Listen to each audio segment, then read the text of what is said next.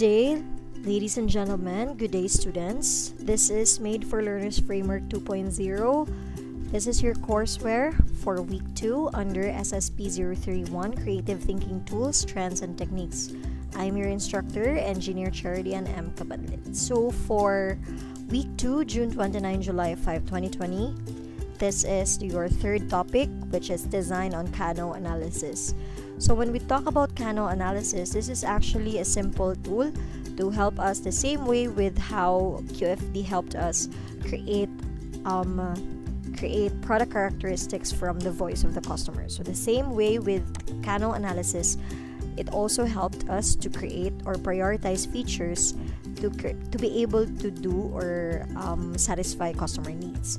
So this is made by Dr. Noriaki Kano, which is a professor of quality management in Tokyo University of Science. So how does it work? This is an example of Kano model, which answers customers or provides delight to customers by making sure that the economic investment can also be implemented. So there are features with regards to Kano, like the indifferent features, which is the customers doesn't care about that, and the dissatisfaction features, which actually make customers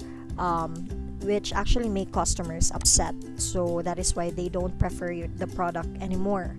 That is why it is very important that we are able to generate or create an ideal product using Kano model. So we are hard to make sure that we satisfy the customers with regards to the product function. So we have different excitement attributes and threshold attributes, and of course performance attributes. So there are actually characteristics that are exciting at first, but when it becomes old feature, it becomes a threshold attribute, while the performance attributes should be consistent.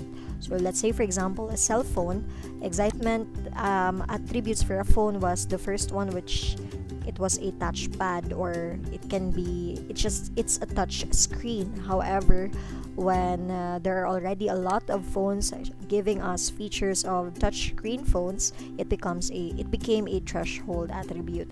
While the performance attribute is, of course, to make sure that one can call or one can text in that cellular phone. So this is the Kano model in terms of satisfaction and functionality. So to be able to understand better, I'm going to show you the activity guide I gave you. So in this activity guide, so Kano analysis is that you'll be able to understand the 3 requirements, which is excitement, performance, and threshold, and to be able to identify how the customers view the different features of a product or service against each other. So Kano analysis is basically when do we use it?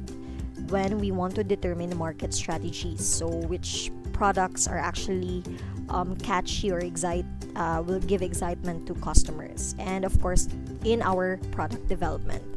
And also it identifies voice of the customer and translates all these voice of the customer into critical to quality characteristics. So as mentioned, Dr. Kano is actually a quality teacher. That is why it's important that we are able to translate these customer requirements into critical to quality characteristics. So this is an example of a Kano model. One is we will identify if the customer is very satisfied or not satisfied at all, or it's executed poorly or not at all, or it's executed very well. So the same way with how we do Cartesian plane.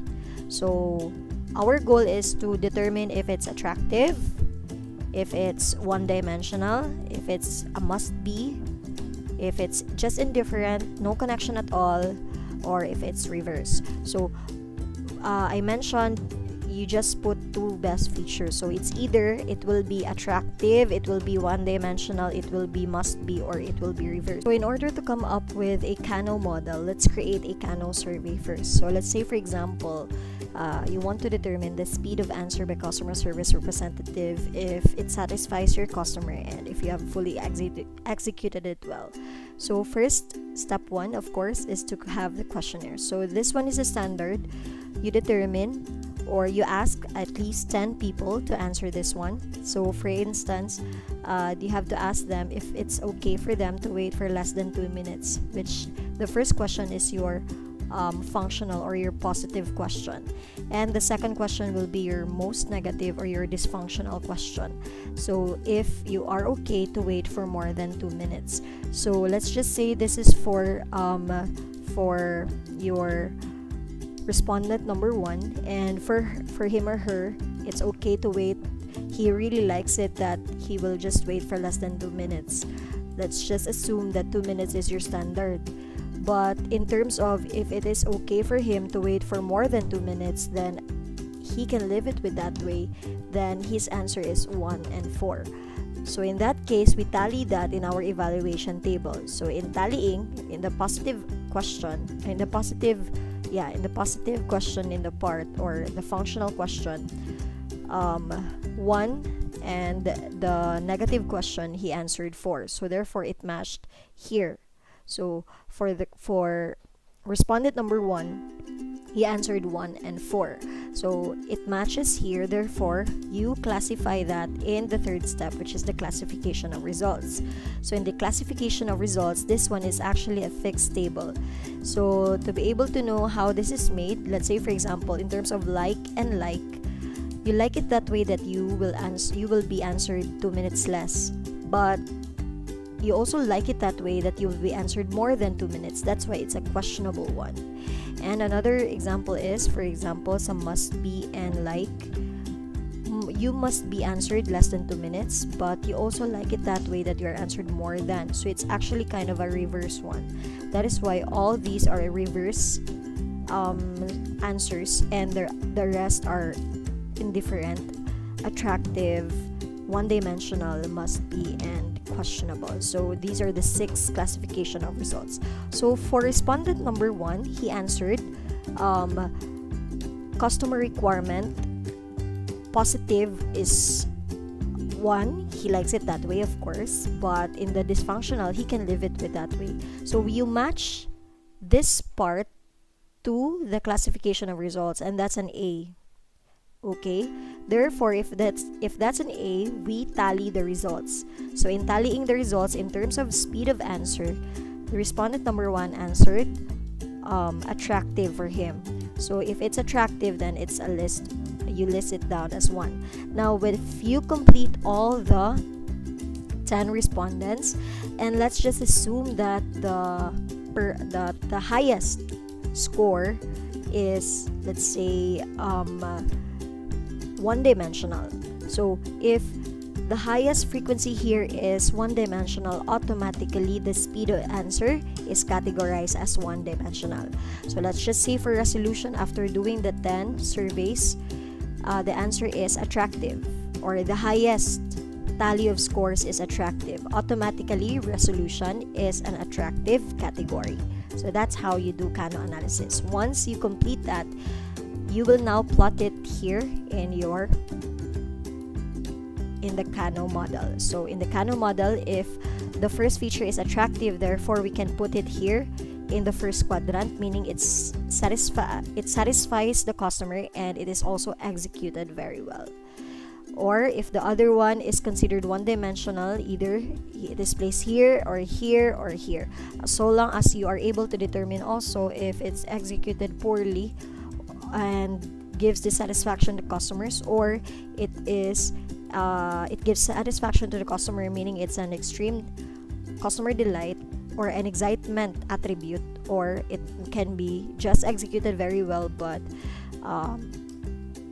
not so giving satisfaction to customers. So the results will be shown in the next example. So I'm gonna show an example. It's a very good example by Six Sigma website, and also, by the way, the indifferent.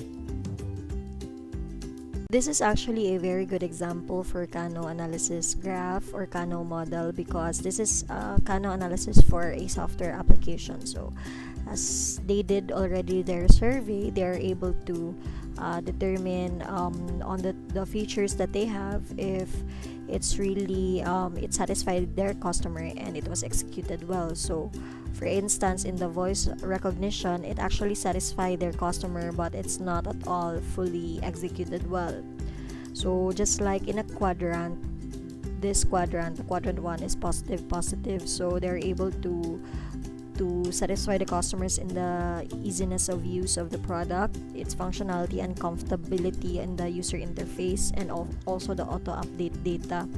But in terms of the negative, which is here in the third quadrant, ability to understand the needs of the customer, and in terms of competence among the other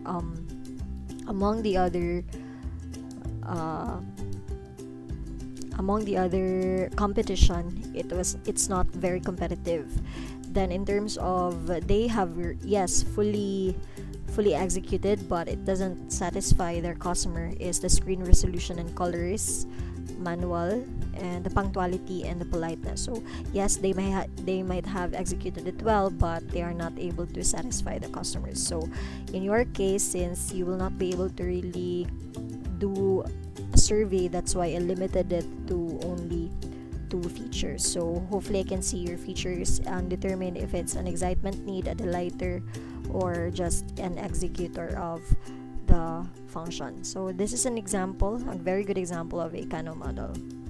So that's it, guys. I'll see you on the next video, the last video for week 2. God bless.